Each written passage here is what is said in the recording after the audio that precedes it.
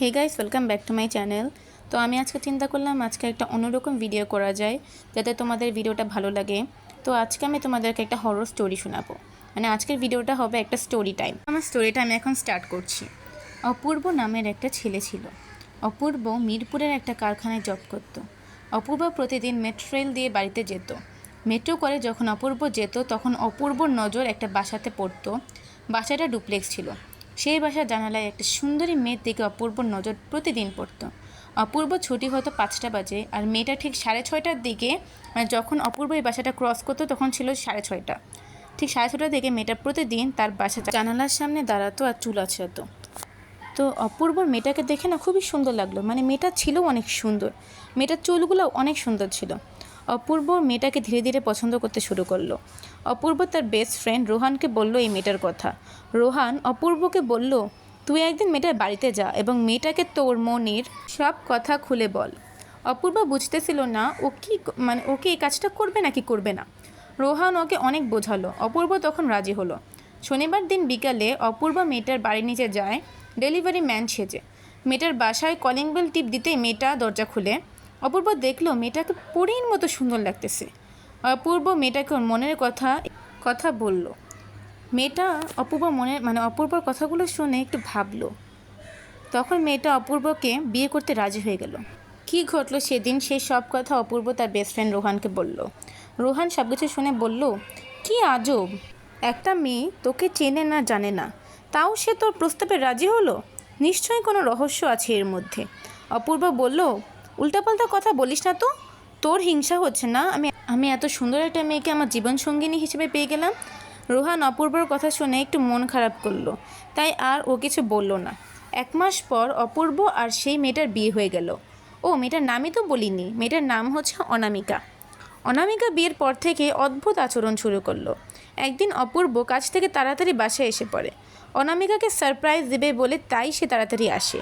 অনামিকাকে surprise দিতে অপূর্ব তার ঘরে ঢুকে ও দেখে অনামিকা আত্মার সাথে কথা বলছে। অপূর্ব ভয়ে দৌড় দিতে গেল।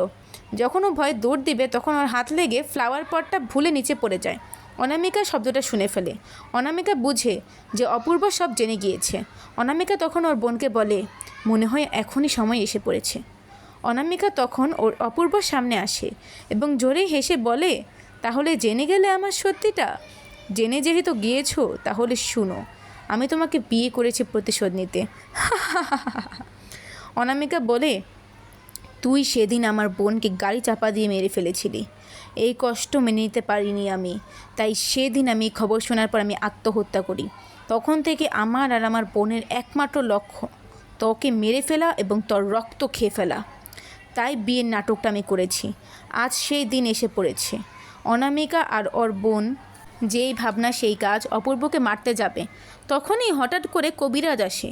কবিরাজ এসে ওদের ঘরের মধ্যে একটা মন্ত্র পড়ে এবং ওর 2 বোন কবিরাজের সাথে থাকা একটা বোতলের মধ্যে ওর 2 বোনের আত্মা আটকিয়ে যায়। অপূর্ব পিছে তাকায় এবং দেখে রোহান কবিরাজকে নিয়ে এসেছে। অপূর্ব বলে, রোহান তুই জানলি কিভাবে? রোহান বলে, তুই হয়তো খেয়াল করিসনি, কিন্তু তুই যখন দৌড়াতে গিয়েছিলি তোর হাতে থাকা ফোনে ভুলে আমার নাম্বারটা ডায়াল হয়ে গিয়েছে। আমি ফোনে থেকে সব কিছুই শুনেছি। আমি অনেকক্ষণ হেলো হেলো করেছি, কিন্তু তুই কোনো রিপ্লাই দিলি না। তখন আমি ভেবেছি নিশ্চয়ই কোনো কাহিনী আছে, তাই আমি সব কিছু শুনলাম। তখন আমি শুনি তোর আর অনামিকার কথা এবং দৌড়ে তোর বাড়িতে পাশে থাকা কবিরাজকে নিয়ে আসি। আমার ভাগ্যটা ভালো ছিল, তোর বাসার পাশে একটা কবিরাজ থাকে। আমি তখন বুঝতে পেরেছি তুই অনামিকা না, একটা পিশাচিনী বিয়ে করেছিলি। তাই আমি দৌড় দিয়ে কবিরাজকে নিয়ে আসি। অপূর্ব বলে, তোর মতো বন্ধু আল্লাহ সবাইকে দিক, তোর উসিলায় আজকে আমার জান বেঁচে গেল। আমাকে মাফ করে দে বন্ধু, আমি তোর কথা ভুল বুঝেছি। এভাবে ওদের মধ্যে আবার মিল হয়ে যায়। The end. এই গল্প থেকে আমরা বুঝতে পারলাম কখনোই কোনো কিছু যদি আপনি খুবই তাড়াতাড়ি পেয়ে যান তখন বুঝে নেবেন সেই তাড়াতাড়ি পাওয়ার মধ্যে না কোনো রহস্য আছে। ঠিক যেমন অপূর্ব খুব তাড়াতাড়ি অনামিকাকে পেল। আচ্ছা আপনিই ভেবে দেখুন, একটা মেয়ে কেন এত সহজে অপূর্ব দেওয়ার প্রস্তাবটাকে মেনে নেবে? তখনই তো অপূর্বর বোঝা উচিত ছিল যে সেই প্রস্তাবের মধ্যে ওর মেনে নেওয়ার মধ্যে নিশ্চয়ই কোনো রহস্য লুকিয়ে আছে।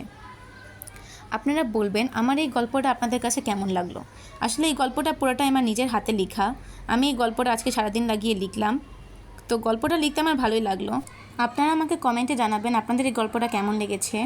আর আপনাদের এরকম টাইপের ভিডিও শুনতে কেমন লাগলো এটাও আমাকে বলবেন। আসলে আজকে গেমিং বাদ দিয়ে অন্য একটা কিছু ট্রাই করলাম।